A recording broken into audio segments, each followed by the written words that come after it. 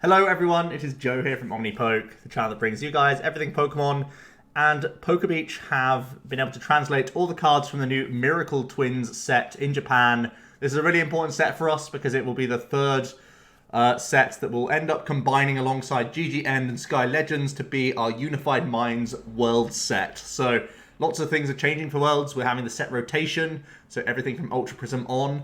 And we also get this huge dump of cards from the combination of this set and two others. So today I'm going to give you my first impressions of the cards from SM11 Miracle Twins. It's a large set, unlike the two previous ones. GG and Sky Legends are both kind of smaller sets, around like 50 odd cards. This one is a much larger set. And as always, we're going to skip to the trainers because I think that's always the best place to start because we can get a good idea of what cards we can abuse from this new set in a whole plethora of current decks and other decks like that. So as I do talk about these cards, remember rotation is happening. So the likes of Guzma, Acerola, Max Potion, Nest Ball, Ultra Ball, all these cards are like going. So Rescue Stretcher. There's a huge number of cards leaving. So bear those things in mind when I do discuss these cards. So kicking off with Great Potion, an item card that allows you to heal 50 from your active Pokemon GX. The reason why I just mentioned Max Potion and Acerola going is because we start off with this healing card. Heal for 50 isn't actually too shabby. Compare this to something like Mixed Herbs, which saw play in exactly Celosaur. This compares really favorably. It's usable for just one, and if you have two copies, you're healing more damage than Mixed Herbs, which is nice. So if you're going for like a Greens Exploration build, this is pretty reasonable. Compare it to things like the Moo Moo Malt Miltank that we're seeing in Reshizard currently, where you have to incorporate extra pivoting cards like a higher count of Switch and Rope and stuff. And this is also like pretty reasonable at healing things like your tanky tag teams. So I think that's the main purpose of this card. It reminds me of an old item card back when fairies were out called Fairy Drop that just healed 50 from one of your fairy Pokemon. I actually ended up playing that in an archetype, so I can foresee Great Potion being reasonable. It compares pretty favorably to cards that we currently have in formats, and it's better than the likes of like Super Potion, which are previous predecessors of this type of card, so seems pretty reasonable. We move on to Stadium Navigator. It's another item that allows you to flip 2 coins for each heads, search your deck for a stadium, reveal it, and put it into your hand, then shuffle your deck. Now, straight out the gate, we know that typical decks, like more standard decks, won't need to really have this in addition to like their 4 mandatory stadiums of choice or whatever. So I think for most usual decks, this won't see play, but there are a couple exceptions where I think this may end up having a chance. There are new fossil archetypes that are quite reliant on the new stadium card that we get from this set that we'll talk about in a moment, as well as the Haxorus archetype from GG End, where his energy acceleration comes from the ability that requires you to discard a stadium. So you want to have a surplus of stadiums in that sort of deck, and having access to them at the key turns is really important. So potentially Stadium Navigator might fit into those two archetypes, where the fossils want to find a stadium on turn 1, like all the time, and Haxorus wants to find stadiums most turns to get energy acceleration for its damage output. So I think this is really just for those archetypes alone where you have the chance of this seeing play. So yeah. Fossil gets reprinted, and then we move on to the first tool card, maybe the only tool card of this set. It's Giant Bomb. It's an item card that you attach, and it discards itself at the end of your opponent's next turn, so it only stays around for a turn effectively. And it says that if this Pokemon is attached to your active and takes 180 or more damage from an opponent's attack, put 10 damage counters on the attacking Pokemon. So this compares pretty unfavorably, in my eyes, to the likes of Bursting Balloon, which was only ever a very niche card. Like, Balloon saw a good amount of play just to be like an answer to Night March back in the day. But Giant Bomb can be played around quite easily. Although Guzma is leaving, we don't lose all of the gust that we have in the format. There's still going to be Escape Rope. There's still going to be Volcanion, Prism Star using Jet Geyser. There's still going to be custom catchers. So people can get around Giant Bomb via Gust, but they can also get around you just by attacking for less than 180 damage. So essentially this Giant Bomb sort of has a same kind of feel to Metal Core Barrier, the one we got from our last set. Where you're essentially saying, like, please don't kill the thing that's in my active for this turn so I can get value from it. And obviously Metal Core Barrier hasn't seen any play, and that's kind of how I feel about Giant Bomb. It's a lot more versatile than Metal Core Barrier because it can go in any archetype, so there might be those situations where, you know, you set up a Charizard with like 4 or 5 energies maybe and go for a Flare Strike. If you're to attach a Giant Bomb, like, sure, if people don't one-shot you, you're pretty happy because you can just go into your GX attack the following turn. So, in theory, you can try and set up those game states where it punishes your opponent so much that they can't attack into you. But even then, like, 10 damage counters, that's only knocking out, like, non-GXs. So if you have to get through a big threat, Giant Bomb may not even be enough of a disadvantage for you to go through it. So I think overall it's a pretty weak card. You can get around it with Gust. You can get around it by just not hitting 180 or more damage on that turn. And sometimes if you just have to knock out something in the active, you can take that 10 damage counters and just sort of ride that and accept that you're getting hit for 10. It can be worth it. If you're putting all your eggs into one basket, it's still worth it in a lot of situations, I would say.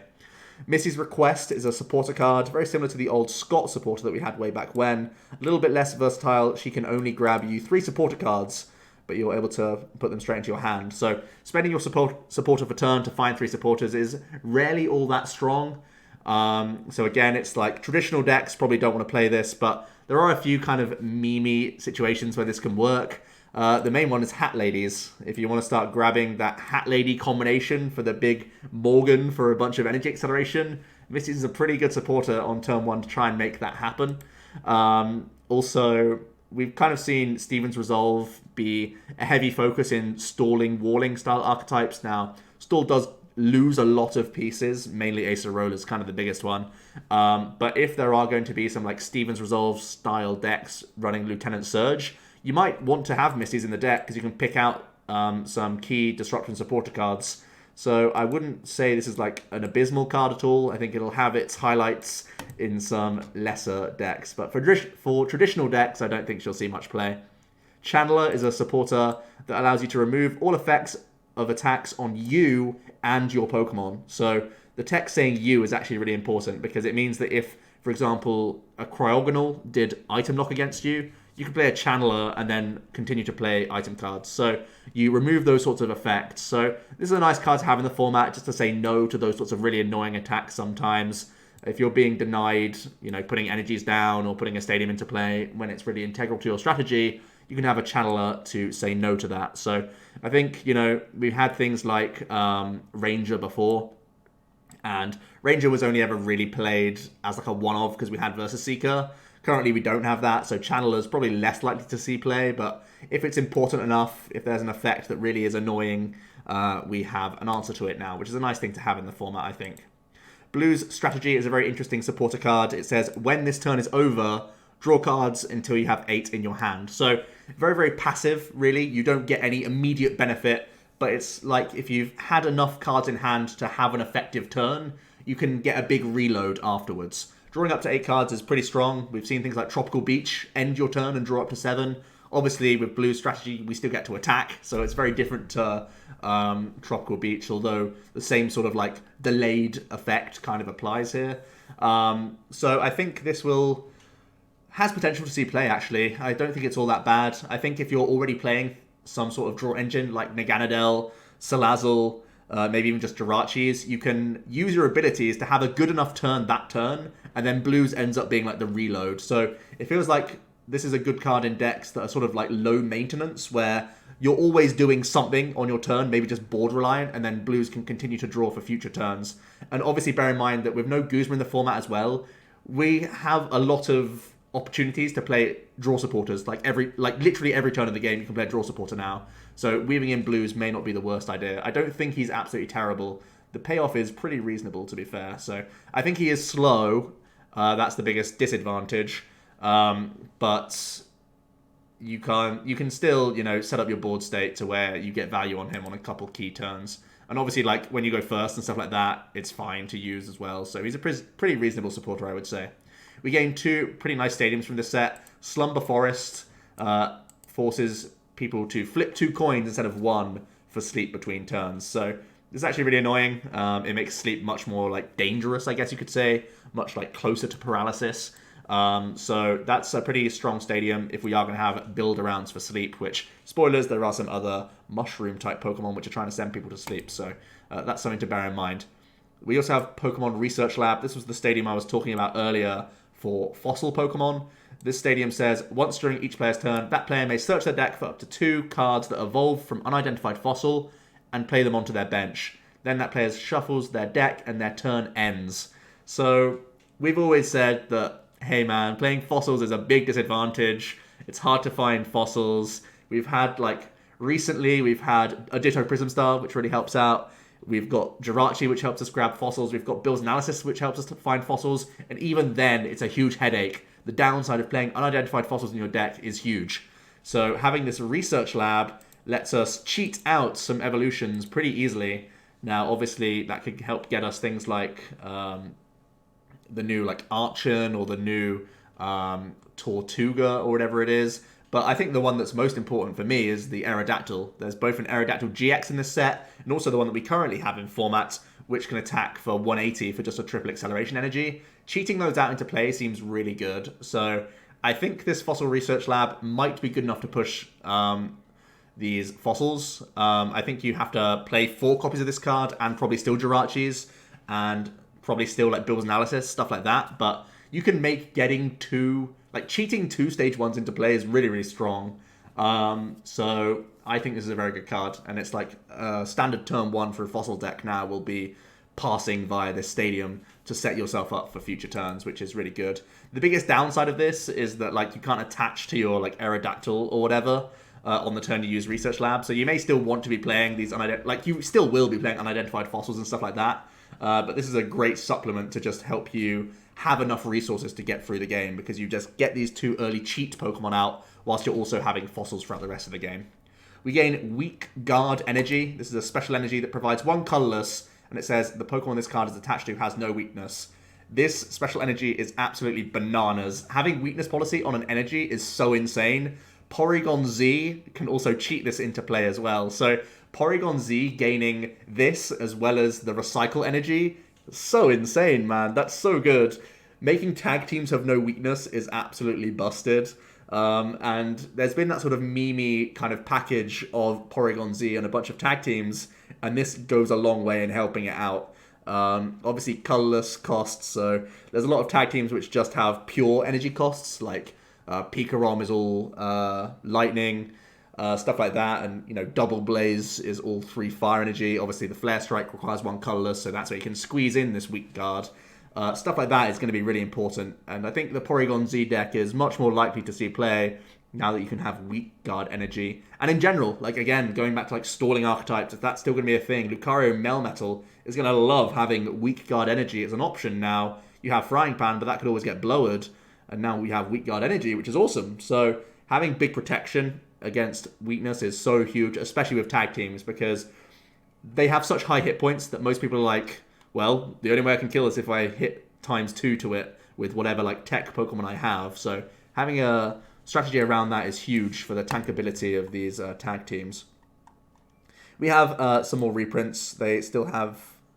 I don't know if this has the A involved. But we have Palpad, Pokegear, Treasure, and Sightseer. Oh, so they're all already in format, right? So they're just new artworks of Pokegear. We get a new color. We get Palpad. We get Mysterious Treasure on the bottom of a lake by the looks of things. And we have the selfie artwork of Sightseer as well. So let's jump back to the top now, and we'll start from the grass Pokemon and work our way down through this set. So we start off with a Yanmega, which is pretty terrible. We have a Celebi, which allows you to devolve one of your opponent's evolved Pokemon by having them shuffle the highest stage on top of your opponent's deck. I think that's still pretty bad. We have a Shroomish. We have a Sewaddle, which allows you to search your deck for 2 more Sewaddle and put them onto your bench. So that's a nice Call for Family style attack, but not all that great. We have more Sewaddles. We have a Swadloon, which takes 30 less damage, which is pretty reasonable. Makes you like 100 hit points stage 1. Leavanny has an ability, Tailored Wrap. Your grass Pokemon take 40 less damage from your opponent's attacks. You can't use more than 1 Tailored Wrap ability at a time. So having that nice reduction again helps towards your tankability. Celosaur now gaining the Weakness Guard, and then having something like this makes it super tanky, actually. I don't think you're ever going to fit in a stage 2 line. I think very few stage 2s will work in this format where you don't have Ultra Ball anymore. So I think that's not strong enough to see play. We have a stage 1 Amoongus. Well, actually, I should even mention the Foongus can force your opponent to sleep. That's a small synergy with a Stadium card. And Amoongus is even more capitalizing on that. It's 100 hit points, stage 1, that has the ability Spread Spore. Once during your turn, you may play a Pokemon with Spore, or with a Spore attack from your hand into play. Your opponent's active is now asleep and poison. So Foongus has Spore. So the whole idea is like you bench a Foongus, and then your opponent's active is now asleep and poisoned. There might be a couple other Pokemon that have the Spore attack as well. Does this... where's the little Shroomish? Okay, that doesn't. Okay, good to know. But the Amoongus, yeah, forcing sleep and poison is actually pretty annoying. Especially now, like, status conditions were kind of made a joke of because of Acerola and Guzma. Now they're actually, like, getting stronger again. So sleep and poison is actually a real pain, especially if you're flipping 2 coins to be awake. So that's some relevant damage and disruption. And then we have the Venoshock attack for 2 colorless. Bear in mind, DC is no longer a thing, so it is 2 individual attachments. You do 20 plus, if your opponent's active is poison, 70 more damage. I think as an attacking presence, it's still too weak, but its ability is very strong, so maybe a build around there for disruption. The weird thing is you have to fill your bench with more and more of these Foongus, so you have to pick your moments for the Spread Spore, but it's actually a pretty reasonable disruption option. Sort of comparable to the Salazzle, which does poison and burn. So this is like more disruptive and less damage straight out the gate. Obviously, the Salazzle never really saw any play, but this might have a better chance just because when you're two-shotting things, sleep is actually really annoying. We have a tag team Pokemon. It's a water tag team, Psyduck and Slowpoke GX. Now, when you see this card straight away, you think it's meme territory just because of the 2 Pokemon that are physically here. 250 hit points on this basic. It has 2 attacks, both for 2 water. Tossing Splash does 40 times.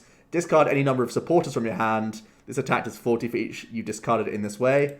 You don't have an infinite supply of supporters. Your damage output's probably pretty weak, and you never really want to be drawing into hands of just supporters, so the balance of your deck is probably going to be pretty terrible. I think the idea here is that you use Misties like a good amount of times to get a big amount of supporters in hand that you can just throw away, but I think it's pretty weak. We also have the Excitement Time GX attack, which does 10. Flip a coin if heads, 100 more. If you have at least 6 extra energy attached, so 2 water and 6 of any other energy attached, you get to flip 10 coins, and you do 100 for each heads. Definitely a huge meme potential there, but that's about it. Lapras has the ability Mermaid Call. Once during your turn, you may search your discard pile for a Missys Request, show it to your opponent, and put it into your hand. So this is definitely trying to be the deck, right? The Tossing Splash deck is what you're trying to build around. You have Misties to start initially getting you supporters into your hand for damage, and then you play a multitude, or you play like 1 or 2 Lapras, right? So that you can constantly have Misties coming back into your hand just to discard them again with Tossing Splash. That's the whole idea of the deck. Probably not going to be all that strong, because it's still not all that reliable damage output, I would say. You still need to have a balance of like a good amount of water energies, still some ball search for these basics, and like still using a Misties is like a really slow supporter in those initial phases, so still feels a little bit slow for me. Excitement Time is very high meme potential though. We have a Luminion, which isn't doing too much. We have a Basculin, which can do up to an 80 damage snipe with its Group Devour attack. Does 20 times the amount of Basculin you have in play to one of your opponent's bench Pokemon. That's not too bad, but obviously Mew's in the format, so it's never really going to be built around. So we start seeing some fossil Pokemon. We have Turtuga, which does attack for fighting energy as a water Pokemon, which is worth noting, because your fighting decks can now have an additional type coverage against fire, which is a very big deal, because you really want to have that type coverage, because the fire stuff's still going to be obviously very strong. We have the Stage 2 Caracosta. Now, it is a Stage 2, but bear in mind we can try and cheat some Turtugas out with that new stadium. And we have the ability Old Custom. As long as this Pokemon is in play, each of your opponent's tool cards has no effect.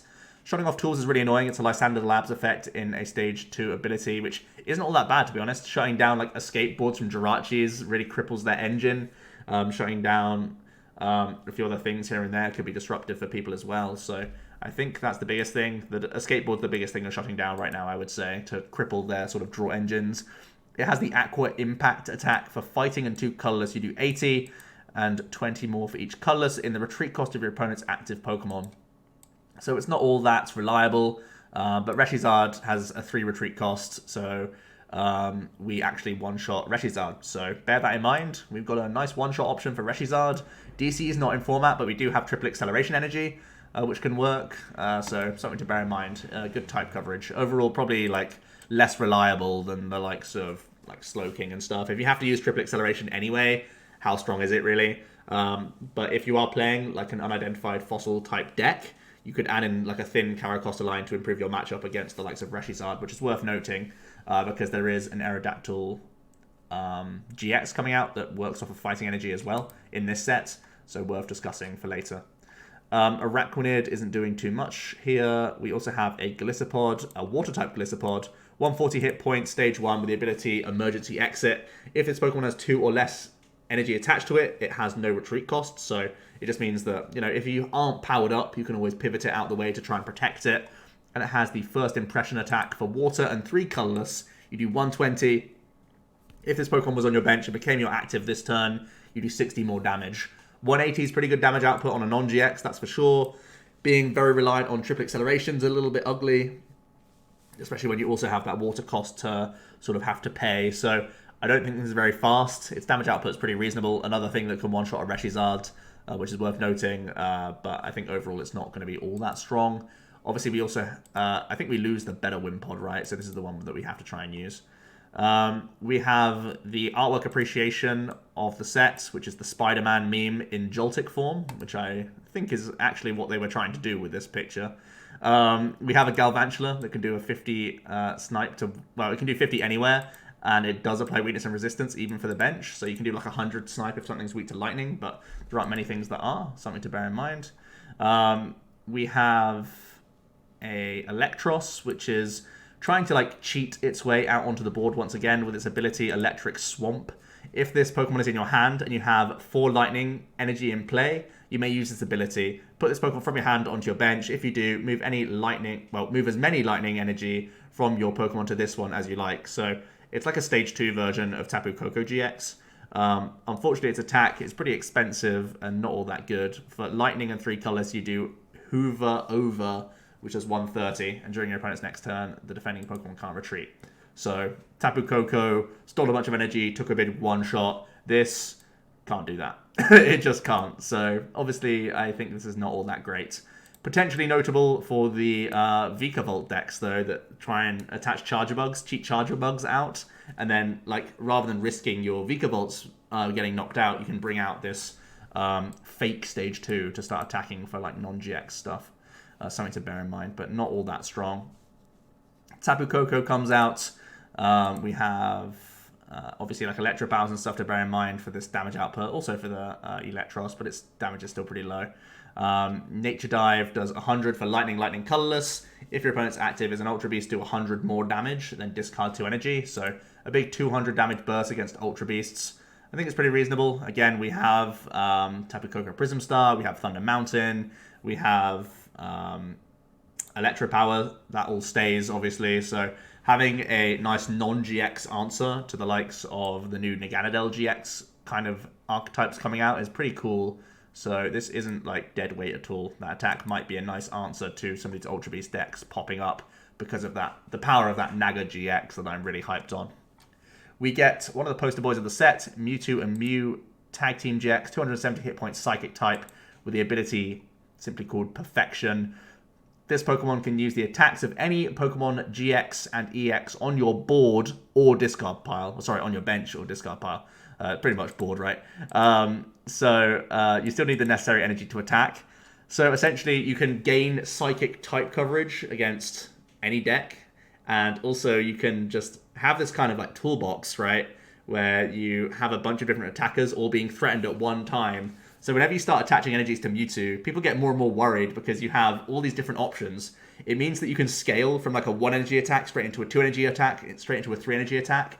And if you have like good stages at all these different types in the like times in the game, you can do all sorts of wacky stuff, man.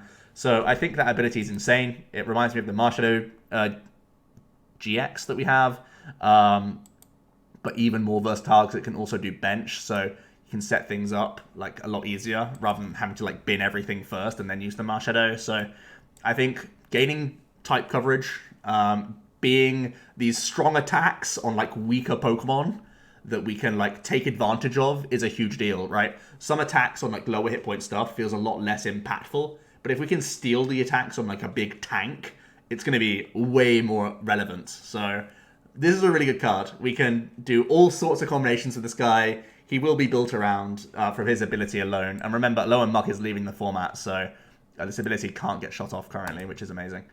We also have the Miracle Twin GX attack. For Psychic Colorless, you do 200. If this Pokemon has at least 1 extra energy attached, in addition to the attack cost, heal all damage from each of your Pokemon. So, yeah, talk about tanking, right? This is really insane. If you can have an attack that does something on turn 1, something on turn 2, and then your GX attack, like if you're able to get any energy acceleration, which obviously you have like Malamar and stuff, you can quite easily do. You can do 200 and fully heal. So that's pretty good for a tank. Like you want to do a lot of healing all the time. So this is a very, very strong card. Very versatile. The fact that it's a psychic type, like don't pen that into just being in Malamar, because you can just play it with like fire energies, with Welder. You can play it with water energies. You can play it with fighting energies. You can do all sorts of different things and steal all sorts of attacks. So very versatile. I haven't thought of all the combinations yet. I can already tell that the slide that I make for this card for the actual set review is going to be chaos. I'm going to have all sorts of ideas going around, and that's going to be an excellent card. We have Executor, which does nothing. We have a Jinx. Weird Stance's ability. Once during your turn, you may move a damage counter from one of your Pokemon to another of your Pokemon. So it's like pseudo-healing, pseudo-setting things up, maybe trying to push things out of range, but overall I think it's a little bit weak.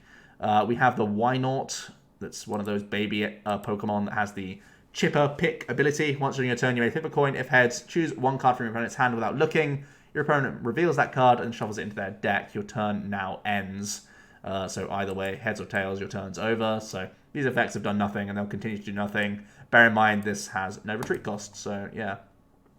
We have a Latios GX, which is a basic psychic type that has the ability Power Bind. If you have 4 or less Pokemon in play, this Pokemon can't attack. So kind of similar to like a Zoroark, right? Where it's kind of like that unwritten rule where Zoro wants to fill its bench to make Raja's beating stronger. Latios needs to fill its bench so it can attack in the first place. It has the Tag Purge attack. For Psychic in 2 colors, you do 120. During your opponent's next turn, this Pokemon can't be damaged by attacks from Tag Team Pokemon. That text is very relevant. Remember that Channeler that we talked about? It might be, you know, the Latios GX might be one of those cards that you need Channeler in your deck to beat. If you're tag team focused and they start going for tag purges, yeah, if you're not taking Chandler, like you're just doing nothing against it. So this is a really annoying wall to get through. That tag purge attack is pretty annoying for, like I said, some tag team focus builds. So that's powerful. Again, it's like the psychic card that can go into like a Malamar toolbox. So something to bear in mind. This is also something you could be copying with your Mewtwo and Mew. So yeah, annoying attack for sure. We also have the Clear Vision GX attack for a psychic. Until the end of the game, your opponent can't use a GX attack. So you spend your GX attack to essentially do nothing to shut down them having power spikes. So against like Pikarom, where they're trying to take like big 4-prize swings, you can deny them of that pretty early in the game. Like if you feel your bench straight away and just go, oh, I'll Clear Vision, you'll go. It can really shut down some different archetypes that are reliant on their GX attacks. So that's a pretty big deal. I think this is a strong card. I think for like, if nothing else, it can be one option for Mewtwo in its little toolkit of attacks to have, so that you're good against other tag teams. We have a Skorupi, which can, for 2 colors, discard 1 card from your opponent's hand without looking. Kind of reminds me of like the Mountain Munch Durant, where it just ended up being in decks because it had that little attack cost, but now that DC is gone, that's much less likely to happen.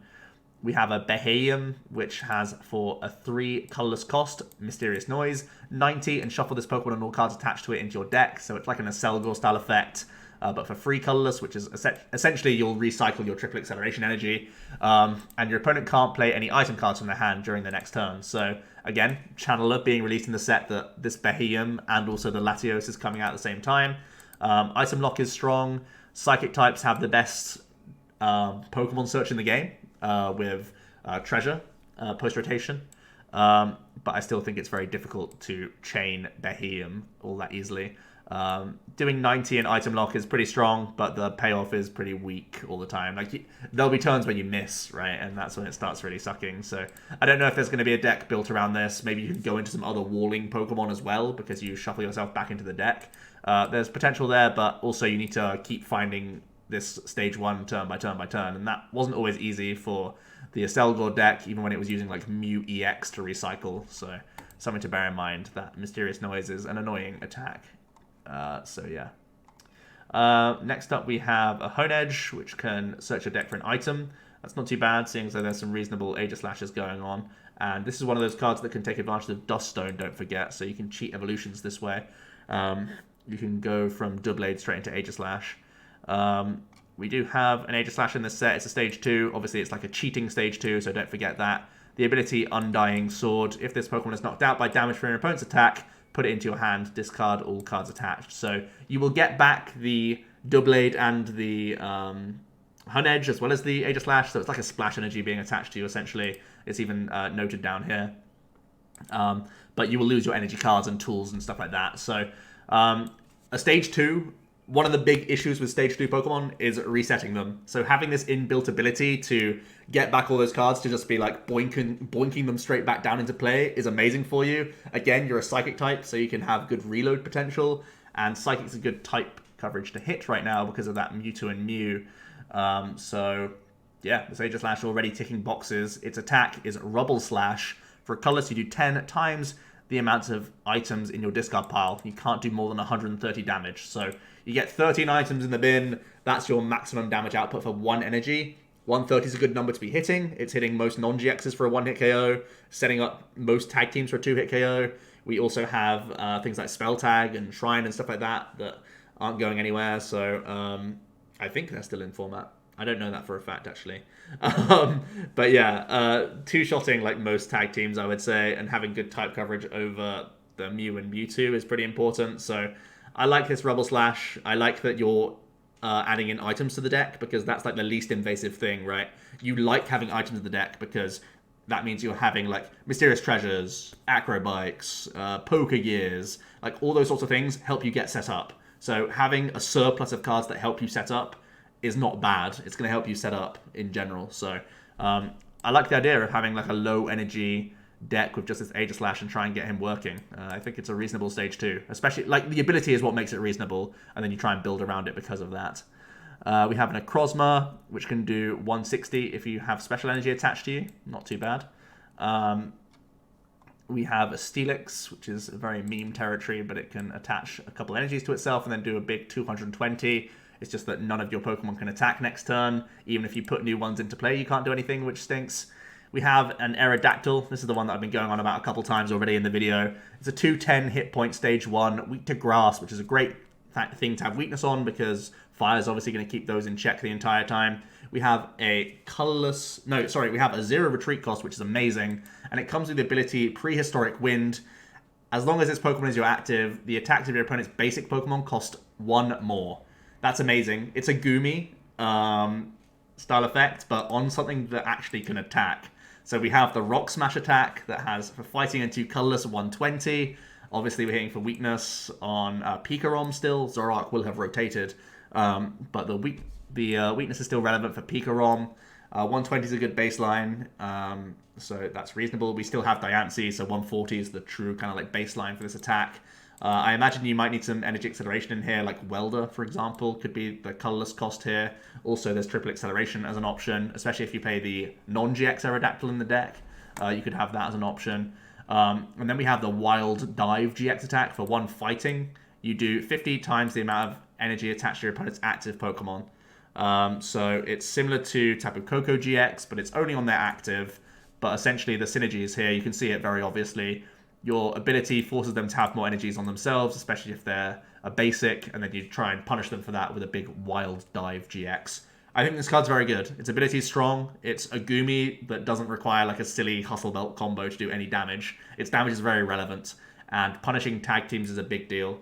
I think my biggest issue with this card is that Reshizard has so much energy acceleration that they can still go through the Prehistoric Wind like a good amount of times. Like if they Kiawe, they can still GX you like the following turn with like a Welder on top of that. So they can still do all sorts of funky things and just still kill you, which is a bit worrying because your raw damage output is still like average. But I think this ability is still just so good against a lot of other stuff, especially now that DC is gone. Basics like have to try real hard to get their attacks off. They can't cheat quite as much. So I think this Aerodactyl's strong and worth trying to build around. I think that ability is insane. Heracross can shuffle a Pokemon back in if they've used a GX attack, not all that strong. We have a Breloom. This is another Pokemon that has the Spore attack. So again, with that Amoonguss, you can evolve into a Breloom and instantly they are asleep and poisoned. And then we have the Sleep Strike attack for a Grass. You do 30. If your opponent's active is asleep, you do 90 more damage. So 120, essentially 130 with that poison ticking over. You're a fighting type using grass energies, which is cool. Again, fighting type's like a reasonable type coverage to have. And the whole idea is that they maybe stay asleep and you can keep hitting them with Sleep Strike.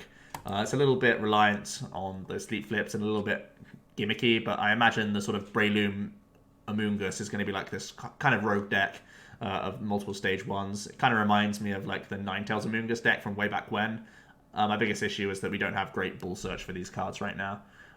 The best thing that we have is Netball, which can get you your Shroomishes and your Foonguses, as well as your Grass Energies. So maybe you can play a deck that doesn't play a huge amount of energy, and then just try and make up for it with Pokemon Surge in that regard. But it's going to be difficult, man, to chain stage ones, especially when like Stretcher and stuff rotates. So I think this may fall short just because of the amount of ball, like the lack of ball search that we have in the format. Relicanth can get back an item card, but nothing great. Excavalier can do the same thing. Reminds me of the Lantern that never saw play. We have another fossil type Pokemon. Always interesting to have a look at these. We have an Archon that evolves into Archeops. It has the 2 attacks, both are colorless. It has U-turn, 40, and you switch this with one of your bench Pokemon, so it's a small improvement on hit and run from a Hitmonchan. The cost is that you're a stage 2. Even if you're cheating with fossils at times, it's still pretty bad. But the idea is we can go into some annoying Pokemon. There's a new kind of wall that you can go into in this set, actually, the Komala that we'll look at later. And it also has Hyper Beam, does 80 and discard an energy from your opponent's active Pokemon. That attack's so good. 80 and discard an energy from your opponent's active is actually insane. That can be really disruptive. It's like remember the Crunch attack on the Lycanroc GX that was like 30 damage for 2 energy?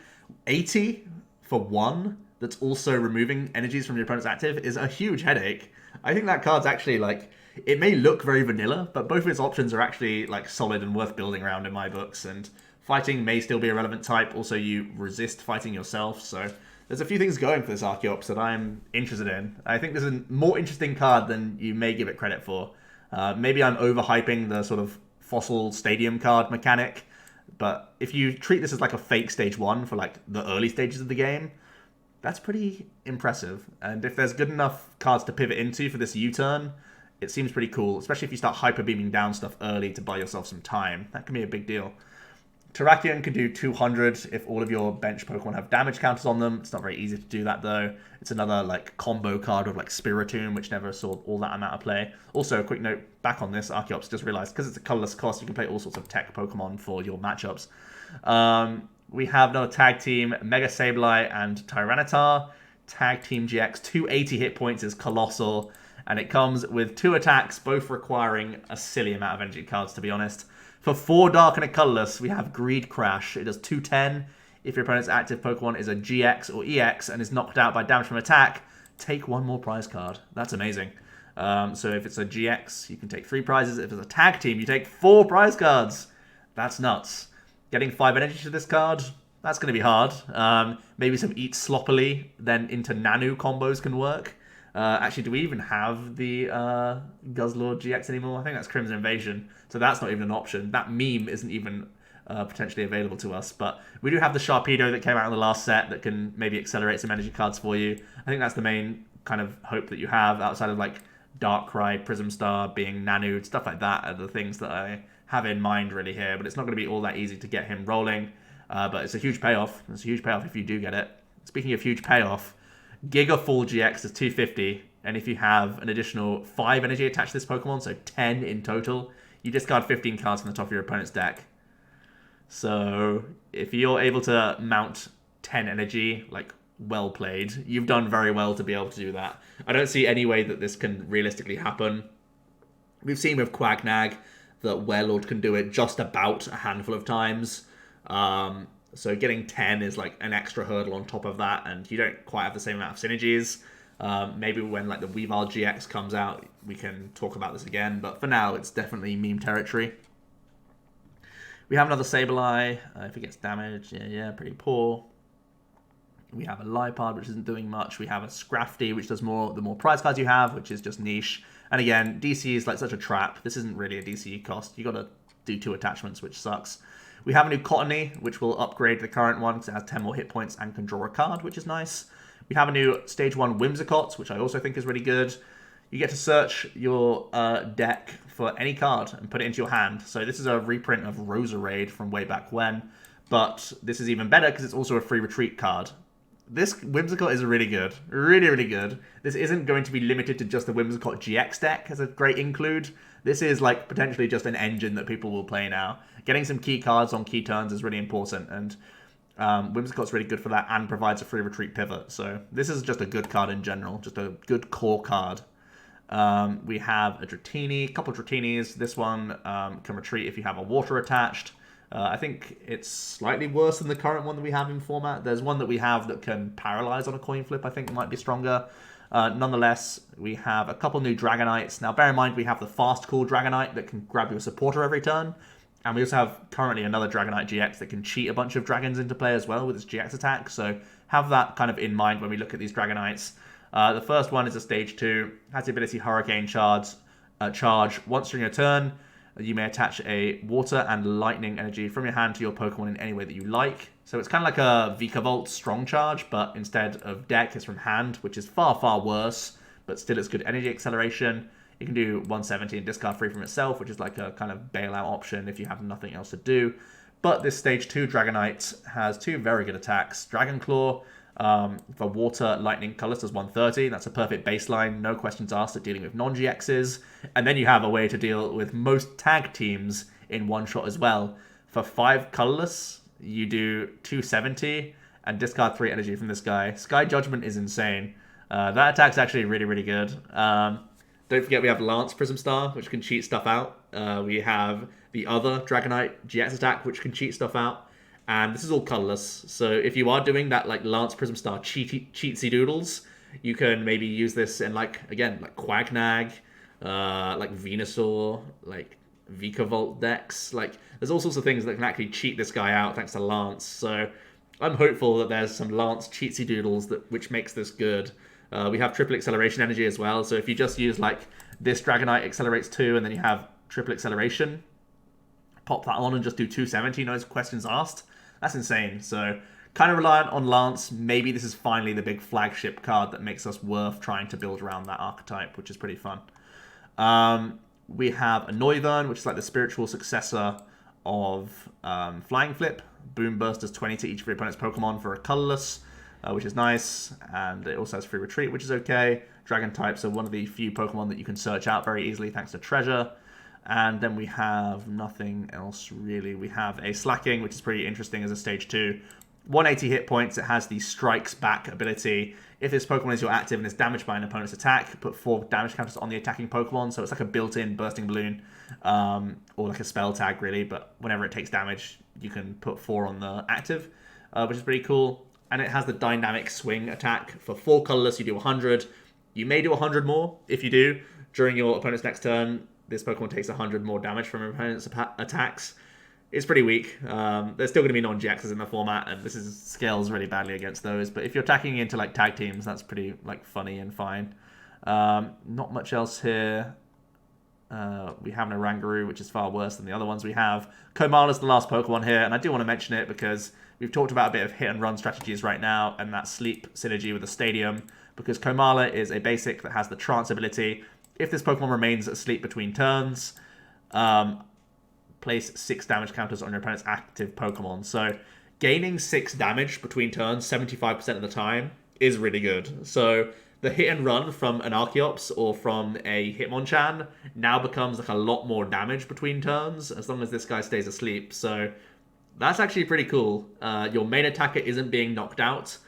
So you're only losing a Komala, which by the way has a 1 retreat cost, so you can U-turn board it, or you can, U-turn board's good, but also the escape board obviously gets around sleep, so he stays asleep going into the opponents, and if he continues to stay asleep, you can escape board out of there as well. So Komala, yeah, he may be the new face of like these hit and run style decks alongside like annoying basics that can't get hit or whatever. So There's stuff like Arbok, there's stuff like this guy.